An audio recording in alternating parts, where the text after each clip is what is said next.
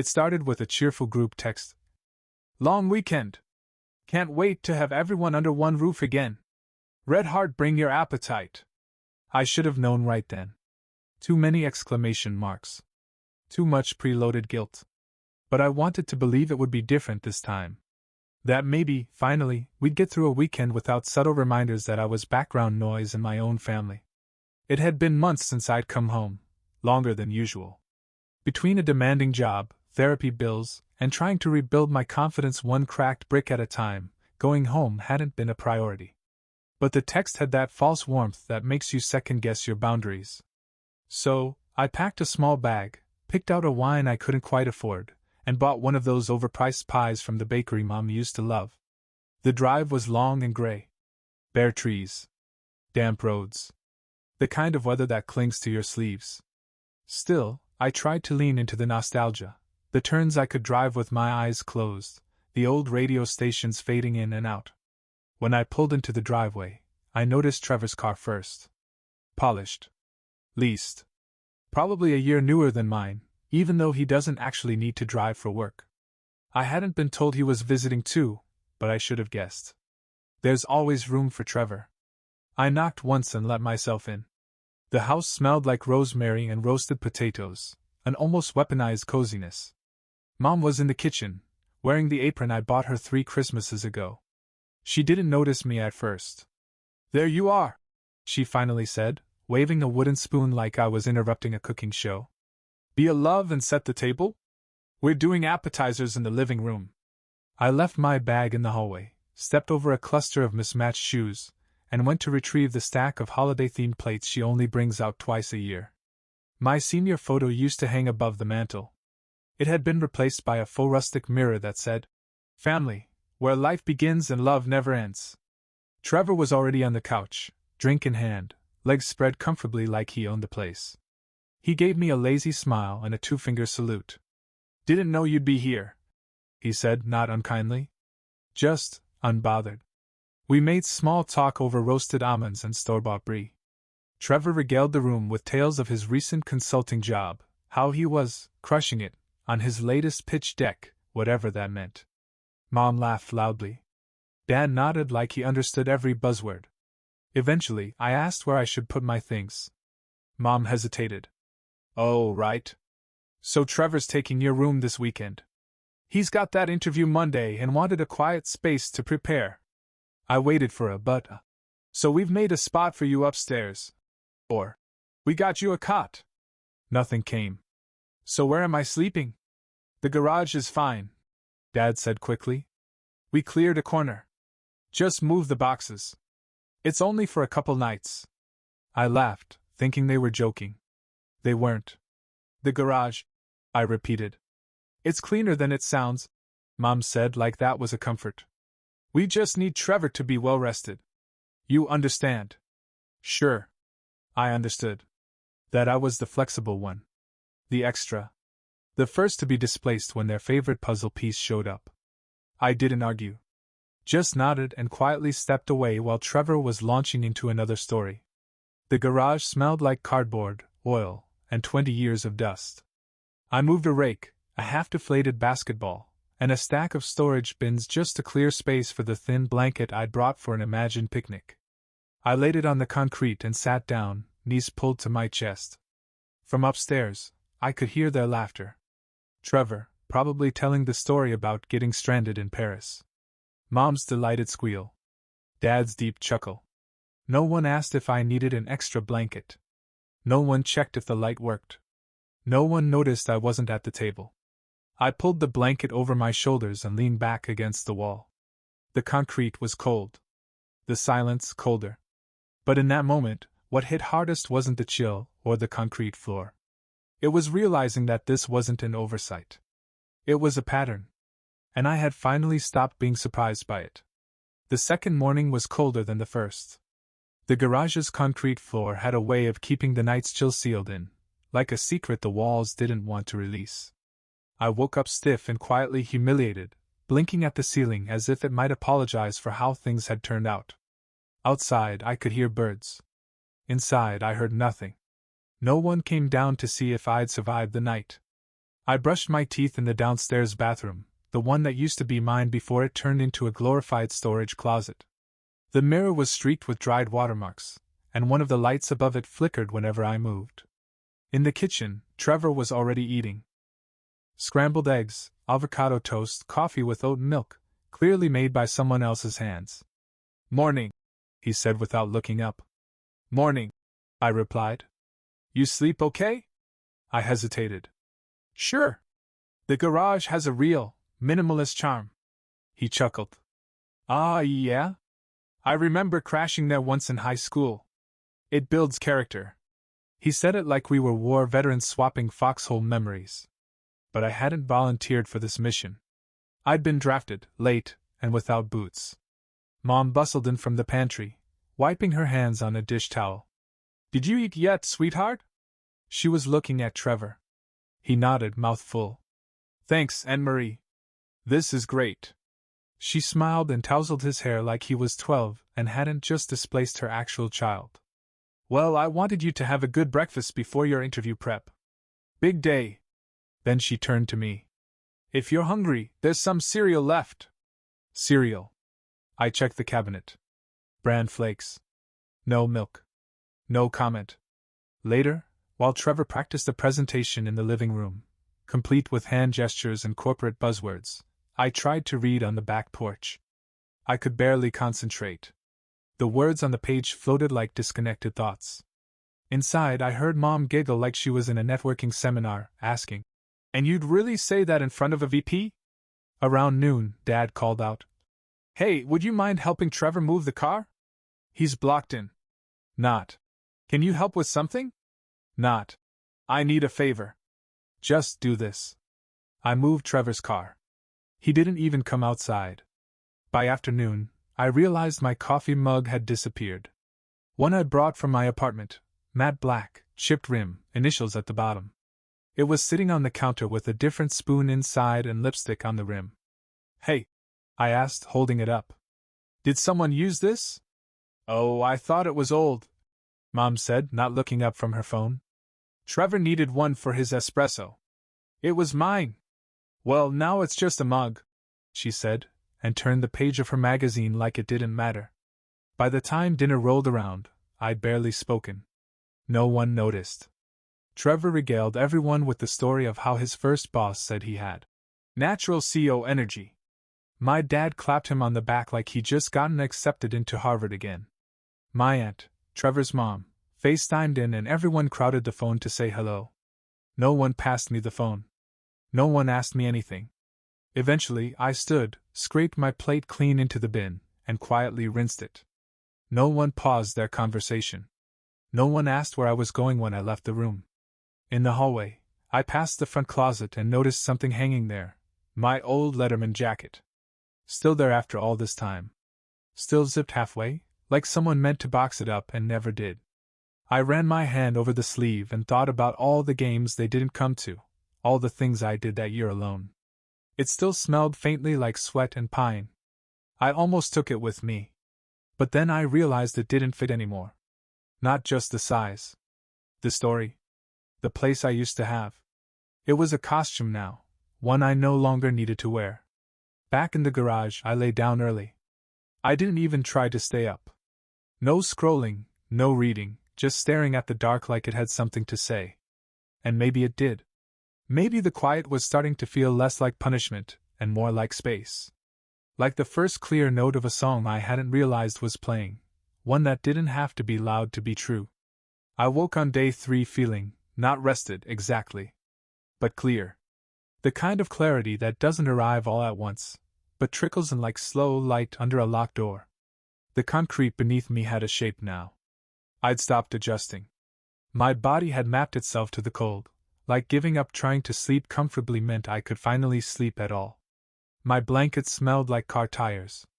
The only sound was a broomstick tapping against the side of a cardboard box every time the heater kicked on. When I stepped into the house, I heard them before I saw them. Trevor laughing. Mom offering him more eggs. Dad reading something off his phone with pride in his voice, probably a headline about startups or networking or whatever topic Trevor made them believe mattered. No one said good morning. I didn't expect them to. I stood in the kitchen for a full minute before someone acknowledged I was there. Mom glanced over. "Oh, you're up. There's toast somewhere?" I made coffee.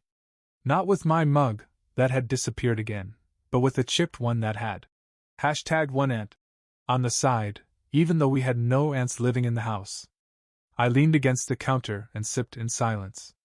Trevor had commandeered the dining table. His laptop open, papers spread out like blueprints for some great mission. I glanced down at one of them and saw a pitch for an app idea. Something about revolutionizing scheduling for freelancers. He looked up, caught me reading. "Oh, this? Just early stage stuff. NDA, obviously." "Right," I said. "Obviously." Mom chimed in. "Isn't it exciting? He's working with people in 3 time zones. I wondered if they knew I'd recently rebuilt a broken onboarding system at my job that cut processing time in half. Probably not. I hadn't brought it up. I'd learned long ago that my work sounded less impressive when I talked about it calmly, without buzzwords or stories that involved expensive dinners. I took my toast outside. The deck boards creaked underfoot. The cold air smelled like pine and leftover rain. I sat on the top step and ate slowly, watching a squirrel dig something up and then rebury it 10 seconds later. It felt like a metaphor I didn't want to unpack. Later that day, I walked into the living room and found Trevor sitting on the couch wearing my hoodie. My hoodie. The one from college. Gray, soft, a little stretched at the sleeves. I hadn't worn it yet this weekend, but it had been in my duffel. "Hey," I said carefully. "That's mine." He looked down. "Oh, is it? Sorry, thought it was just an old one lying around." "No," I said. "It was in my bag." He shrugged, then kept wearing it. That night, I went for a walk. Not far. Just around the neighborhood. Past the same houses I grew up seeing through car windows. Some had new paint. One had Christmas lights already up, blinking in soft reds and greens even though it was still November. I walked past my old elementary school and sat on a bench near the basketball court. A kid was practicing free throws under a flickering light. Missed most of them. Didn't seem to care. I thought about what it would look like if I just didn't come back for the next holiday.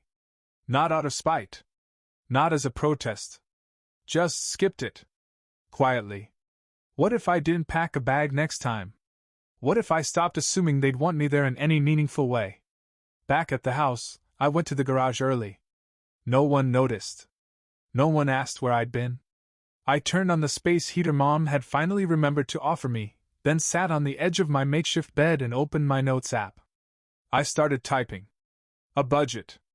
A timeline. A list of freelance clients I could reach out to. Not to leave home forever. Just to build something that didn't require anyone else's permission to exist. The heater Mom brought buzzed like a wasp and barely warmed my corner of the garage, but I left it on anyway. It made just enough noise to distract me from the silence upstairs. I'd stopped checking my phone. I didn't want to see the family group chat. I didn't want to hear Dad yell down, "We're starting a movie," and pretend I was ever included in the invitation. I wasn't bitter. Not anymore. Just still. My notes app had grown over the last 24 hours. What started as a quiet list had become something else, a plan. I had income projections, project contacts, even a few rough ideas for what a more flexible work life could look like. I wasn't looking to run. Just redesign. The house had grown louder around me, even as I pulled further away from it. Trevor was now using the hallway bathroom because the water pressure's better. His suitcase had somehow expanded into the shared closet. My duffel had been moved to the garage door, like someone expected me to take the hint. At breakfast, there was no coffee left. No eggs. Just crumbs and a note on the fridge that read, "Be back soon, store run. Love." I made toast. Dry. Sat outside again with a hoodie that wasn't mine because mine was still on Trevor's back. From the porch I could hear the birds arguing in the tree above the shed. They had more say in the household than I did. That afternoon, I wandered into the backyard. I hadn't meant to, it just happened. The swing set was still there, now rusted and tangled with a vine. The far fence still bore the initials I carved when I was 11, half hidden beneath years of paint and weather. My fingers brushed over the wood. Soft with age. Familiar. I walked to the corner of the yard where the shed stood. Unlocked, as always. Inside, the air was musty but still. A lawnmower leaned against the far wall. A row of garden tools. In one corner, an old red camping chair I remembered sitting in during fireworks once, before Trevor had pushed me out of it and claimed he needed a better view. Even then, I just stood up and let him have it. That memory came back without anger. Just observation. I sat in the chair again and looked out through the dusty window. The house loomed just past the garden, bright and warm-looking from the outside. But I knew better now. I knew what it meant to be close to the fire but never allowed to feel its heat. That night I skipped dinner. No one noticed. They made burgers. I smelled them from the garage, even through the wall. Someone dropped a bottle, glass shattered, and everyone laughed. I waited for my name to be called. It wasn't. I ate trail mix I'd left in my bag and finished another page of my plan. By 10 p.m., the garage felt more like home than the bedroom I'd grown up in. At least here, I didn't expect to be seen. And that made it easier. I opened my laptop and looked at studio listings, not glamorous places, just clean ones. Rooms with white walls and working locks. Kitchens with empty cabinets I could fill myself. Some had exposed brick. Others had hardwood floors scuffed just enough to prove someone had danced there once. I imagined waking up in one of those places. Making coffee that wasn't stolen. Hearing quiet because I chose it, not because I was forgotten. For the first time, the thought didn't feel like a wish. It felt like a direction. The sky was already dark when I returned to the garage that night. A few stars blinked between clouds. The wind had picked up, rattling a loose piece of siding near the roof like a coin caught in a vending machine. I zipped up my jacket, sat on the thin blanket, and looked around the room I hadn't expected to live in.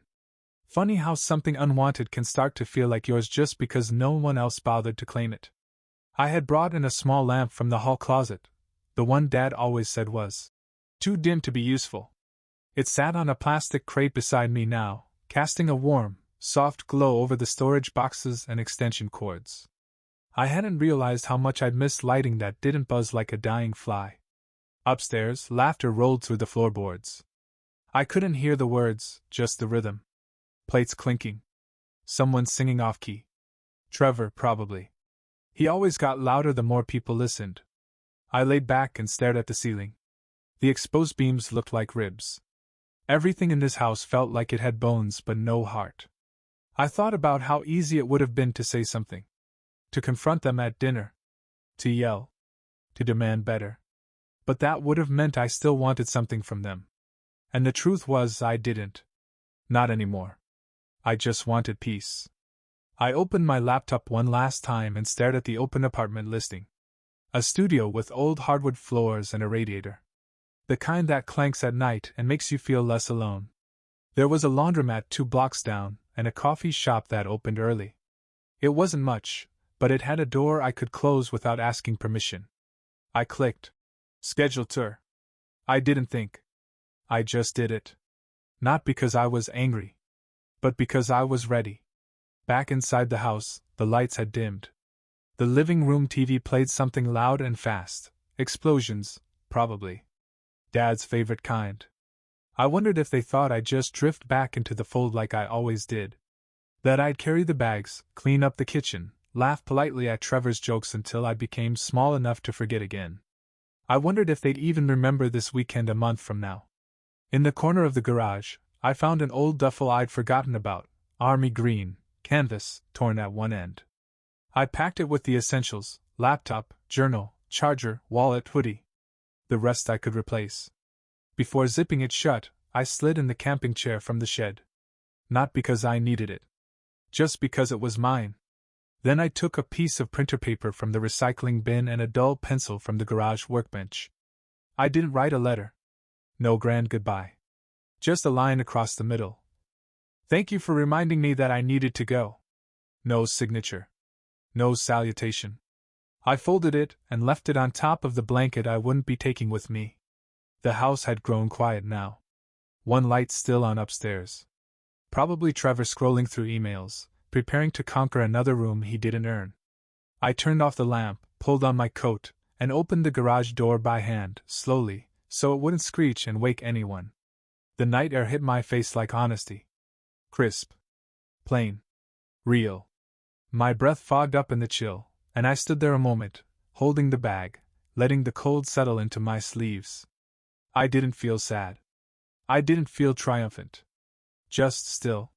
The street was empty.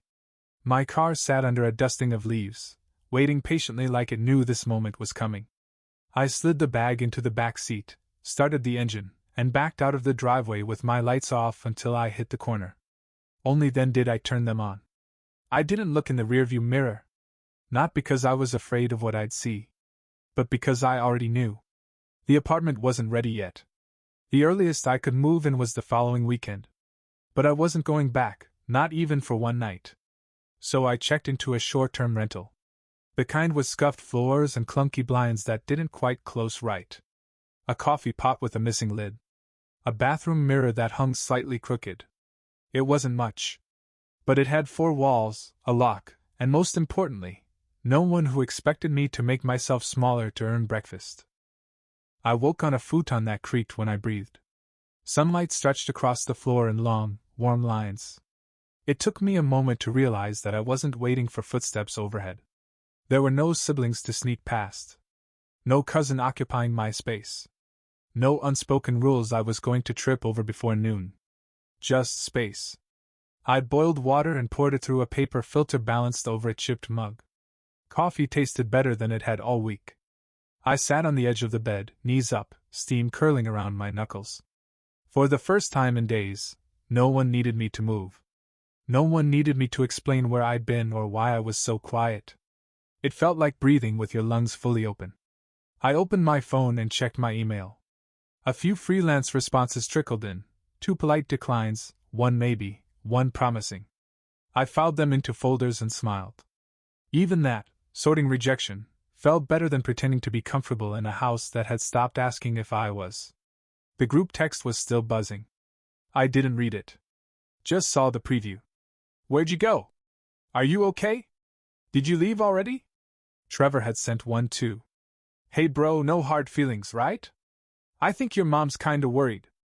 I muted the thread and placed the phone face down.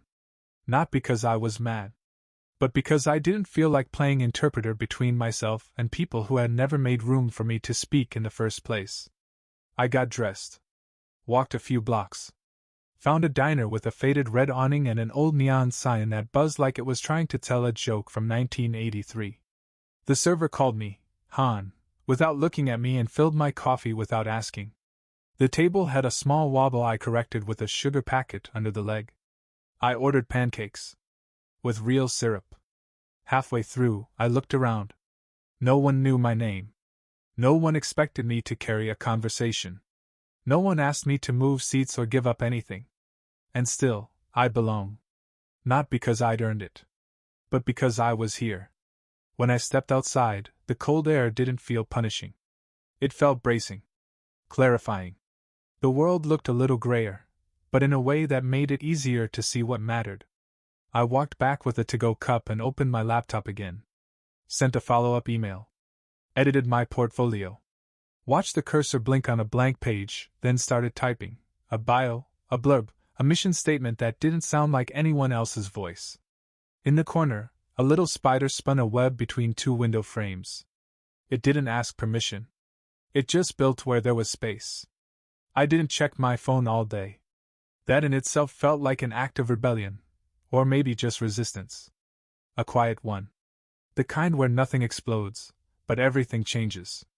By the time I'd finished my second client proposal of the morning and brewed a second pot of coffee in the half-broken machine, I realized the light in this place hit differently. Not softer. Not warmer. Just less filtered. More honest. The way morning looks when it doesn't have to impress anyone. The blinds didn't close properly, so stripes of sunlight ran down the wall like reminders that the day was still happening, whether I replied or not. A voicemail sat unread. It was Mom. I didn't play it. The transcript was enough. We just noticed you weren't at dinner. Are you okay? Did we do something? Yes. And yes. But those weren't the questions she really wanted answers to. Later, another came through, this one from Dad. Next time just say something, okay? You don't have to disappear. But I hadn't disappeared. I had been vanishing slowly for years. They were just finally looking where I used to be. Trevor texted again. Hey man. I think maybe I overstepped. Sorry if I made things weird. It wasn't weird. It was patterned. And I wasn't mad at Trevor. Not really. It wasn't about him. It was about a family dynamic so deeply rooted in preference that no one noticed the weight it put on the rest of us. It was about what happens when you're always the one asked to scoot over. Move your stuff. Give up your seat. Eventually, you stopped sitting at the table. Around noon, I stepped out to walk to a nearby park. It was quiet, all bare trees and squirrels doing laps around empty benches. I found one under a rusted street lamp and sat with a cup of tea I'd picked up on the way. The sleeve was too loose, so I doubled it up. A couple passed with a golden retriever in a little jacket. The dog barked once, but the couple laughed and waved. I smiled back. There, in that stillness, I remembered a memory I hadn't touched in years, my 8th birthday. Trevor got a basketball hoop. I got socks. Everyone forgot I hated orange.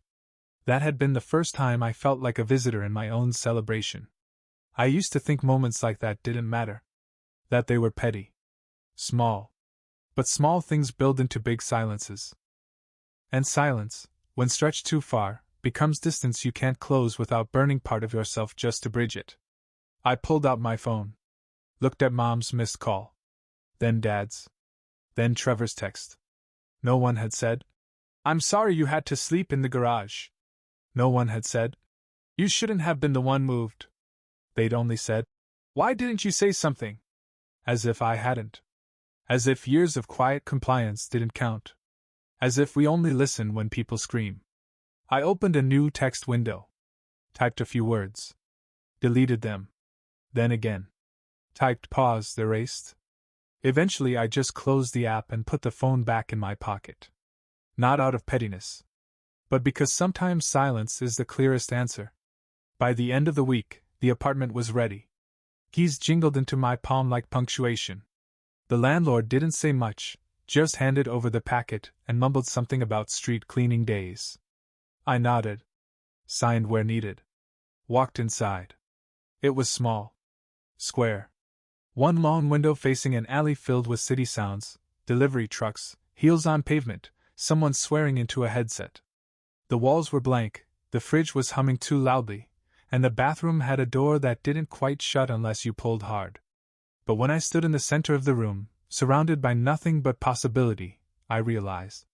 This was mine. Not inherited. Not borrowed.